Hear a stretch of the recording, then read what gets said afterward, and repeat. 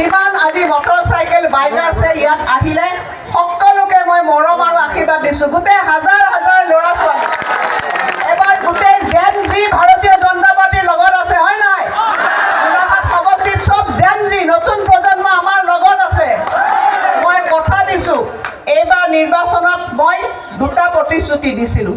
এটা প্ৰতিশ্ৰুতি দিছিলোঁ যে এই নিৰ্বাচনত আমাৰ চৰকাৰ হ'লে মোৰ ডেকা ল'ৰা যুৱক যুৱতীসকলৰ কাৰণে কাম কৰাৰ ইচ্ছা আছে, নতুন প্ৰজন্মৰ কাৰণে কাম কৰাৰ ইচ্ছা আছে।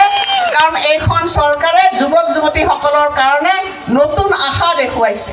কেৱল চৰকাৰী চাকৰিয়ে নহয়, আমি ল'ৰা ছোৱালীবিলাকত নিজৰ ভৰিত থিয় হৈ যাতে তেওঁলোকে কালি ব্যৱসায় বাণিজ্য উদ্যোগপতি কৰি অসমখনক গোলাঘাটত আগবঢ়াই লৈ যাব পাৰে, তাৰ কাৰণে আমি সকলোৱে একেলগে কাম কৰিম। মই আপোনালোকক প্ৰতিশ্ৰুতি দিছোঁ। দ্বিতীয় প্ৰতিশ্ৰুতি দিছোঁ দৈয়াংখনক লৈ। কিছুমান ব্যক্তিয়ে বহুত কথা কয়, এনেকুৱা কথা কয় যেন তেওঁলোকে দৈয়াংখনৰ কাৰণে তেওঁলোকে কি কৰিছে, তেওঁলোকে আমি কৰা কামবিলাক যেন তেওঁলোকে নেদেখে, চকুত ক'লা চশমা এযোৰ পিন্ধি লয়। আজি এইখন দৈয়াং আপোনালোকে দেখিছে, যেতিয়া মই বিধায়িকা হোৱাৰ আগত এই দৈয়াঙত এটা খেৰৰ ঘৰ প্ৰতিষ্ঠা কৰিবৰ কাৰণে আমি পাৰ্মিশ্যন ল'ব লাগিছিল নে নাই কৈ দিয়ক? এতিয়া এইখন দৈয়াঙত কি হ'ল? এইখন দৈয়াঙত মডেল কলেজ স্থাপন কৰিছোঁ নে নাই?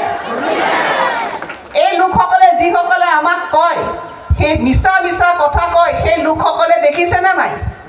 আজি গোলাঘাটত আমি ৭৭ বছৰ স্বাধীনতাৰ পিছত আমি NDA চৰকাৰ হওঁতে আমি মেডিকেল কলেজ স্থাপন কৰিলোঁ, কেঞ্চাৰ হস্পিটেল স্থাপন কৰিলোঁ, গোলাঘাট মেৰাপানী ৰাস্তা নিৰ্মাণ কৰিলোঁ 100 কোটি টকাৰে। এতিয়া কংগ্ৰেছৰ মানুহবিলাকে এই ৰাস্তাটোৰে আহিবনে নাই? আমি কৰা মেডিকেল কলেজত চিকিৎসা ল'বলৈ আহিবনে নাই? কেঞ্চাৰ হস্পিটেলত আহিবনে নাই? মডেল কলেজত ল'ৰা ছোৱালী পঢ়িবনে নাই?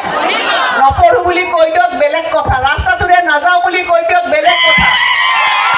এইসকলক আমি কৈছোঁ যে আমি বনোৱা ৰাস্তাটো নালাগে, উৰাজাহাৰে যাওক তেওঁলোকে, নহয় জানো? তেতিয়াহে ক'ব পাৰিব। তেওঁলোকৰ মানুহে কয় আমি বোলে ৰাস্তা পদূলি বনোৱা নাই। মই বোলে 25 বছৰ একোৱে কাম কৰা নাই, এইসকল লোকে কয়। তেওঁলোকক প্ৰত্যাহ্বান জনাইছোঁ যে চকুত ক'লা চশমা পিন্ধিলে একো লাভ নাই, তোমালোকৰ মিছা কথা ৰাইজে দেখি আছেনে নাই?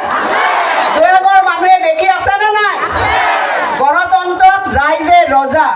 আজি মই বিধায়িকা হিচাপে ঘৰৰ পৰিয়ালৰ ওচৰত মই এই কথাখিনি কৈছোঁ। আইসকল, এজনী মহিলা হিচাপে নিজৰ স্বামী হত্যা দেখিছোঁ। আমাৰ মহিলাসকলৰ জীৱনত প্ৰত্যাহ্বান আছেনে নাই? মই মৃত্যুলৈকে মই প্ৰত্যাহ্বান জনাই আছোঁ।